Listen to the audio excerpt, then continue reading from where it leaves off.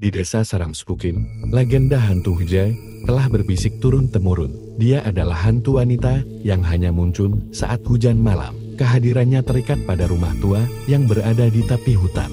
Seringkali, dia dikatakan mengajak anak-anak untuk bermain, menyamar sebagai gadis kecil yang tersesat dalam badai.